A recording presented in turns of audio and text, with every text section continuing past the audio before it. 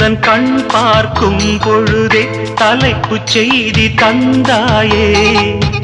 தலைப்புச் செய்தி புரியாமல் தவித்தே தலைப்பை கையில் தந்தாயே. உறங்கும் போதும் உந்தன் பேரை சொல்லி பார்க்கிறேன்.